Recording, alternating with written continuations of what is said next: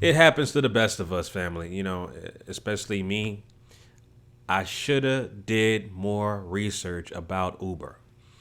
I've been taking Uber frequently for the past year, as frequent as last year, as you can see on my phone right now.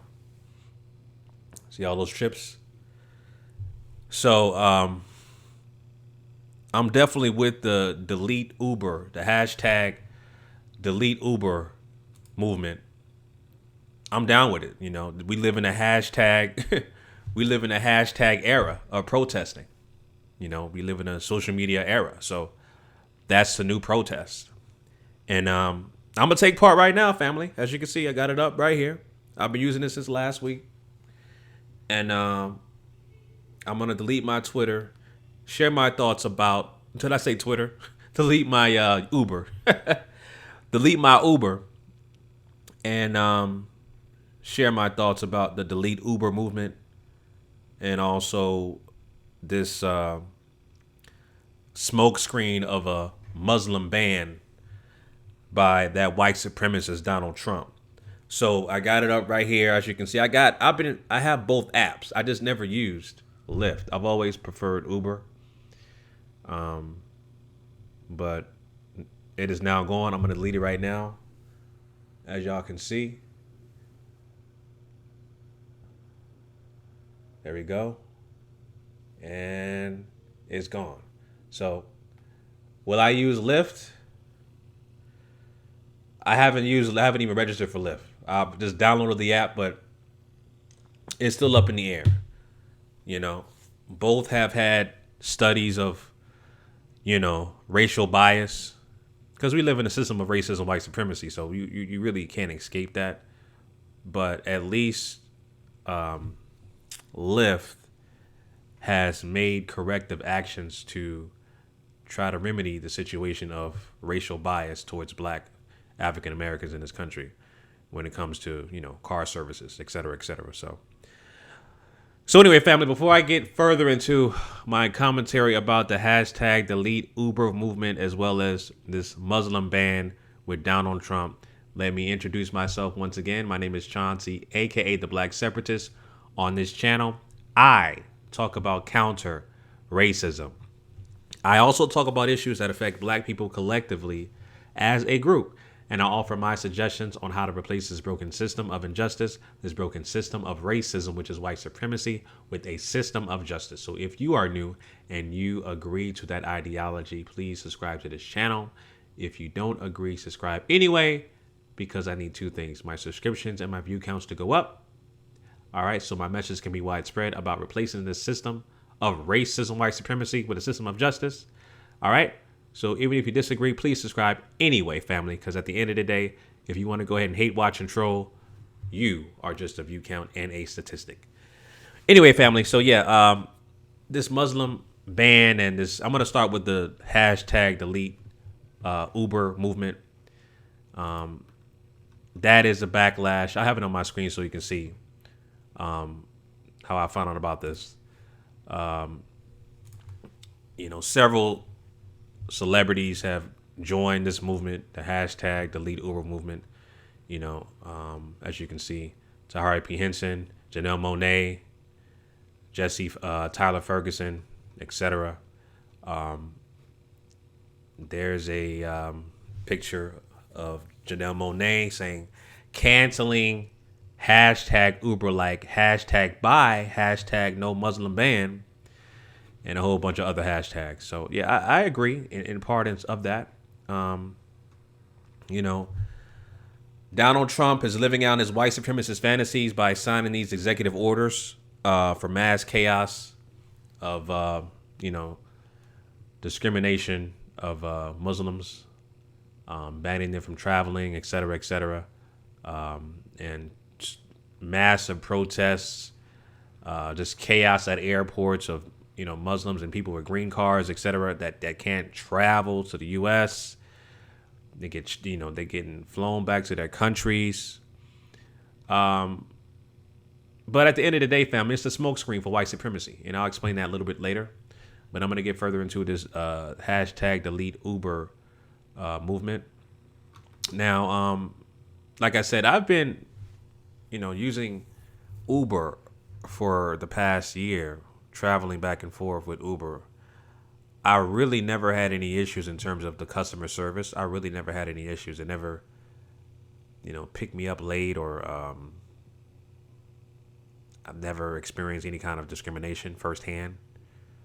Firsthand. I've never experienced that, right? But you have to understand and lay by certain principles of being, black in America. Understanding that we live under a system of racism, white supremacy, and understanding that if you side with white supremacy, right, which is supporting Donald Trump's ideology of white supremacist anarchy, right, then you're a coon, a puppet, and any other adjective you want to describe that somebody is subservient to white supremacy, right? Which, of course, I'm against, right? So there was an article that I also found out about Uber and Lyft. It says Uber and Lyft respond to accusations of discrimination on ride-hailing platforms.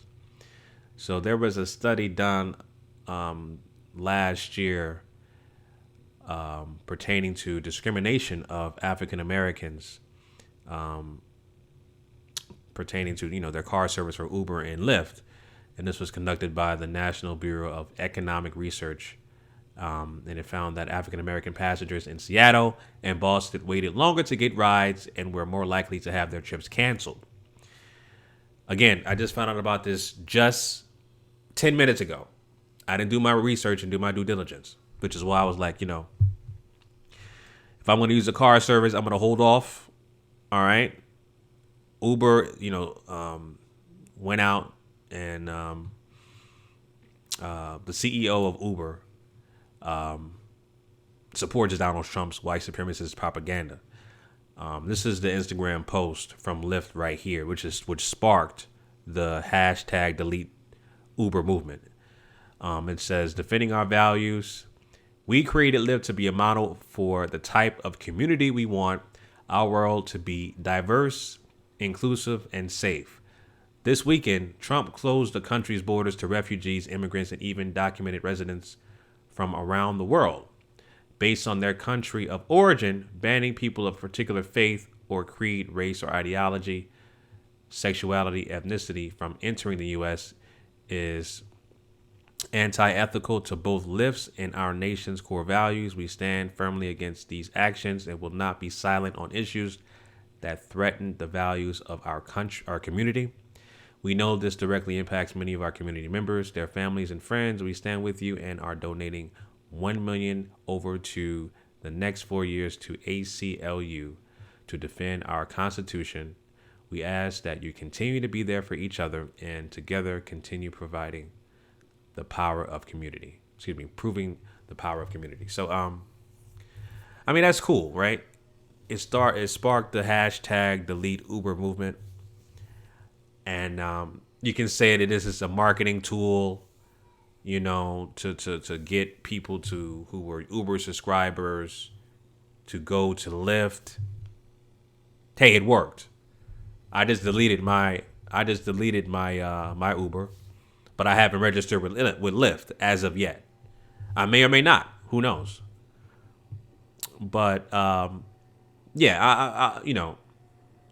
am not in support of any kind of business supporting, a white supremacist propaganda by Donald Trump. And banning of people of religious ideology such as Muslims. It's just called, the executive order was nicknamed the Muslim ban. And as a matter of fact, I know I'm kind of jumping topics real quick. A matter of fact, in this article, it states that Trump is now complaining that his order being called a Muslim ban, right? And it says, to be clear, this is not a Muslim ban as the media is falsely reporting. Alternative facts, right? It's alternative facts. This is not about religion. This is about terror and keeping our country safe. Perfect segue, family. Perfect segue. So this executive order that Trump did this past weekend, right? you know, it definitely affects Muslims, and it was, nicknamed the Muslim ban. But like I said earlier, this is a smokescreen. All right, you want to ban so-called terrorists who are of the Muslim faith, right? Because of safety. And I've always said this before. I've always said this. The biggest domestic terrorists in this country are white supremacists, straight up. And this is not hyperbole. This is not me, making up stuff. This is actual facts. I have empirical data to back that up. White supremacists are the biggest domestic terrorists in the United States. Hands down.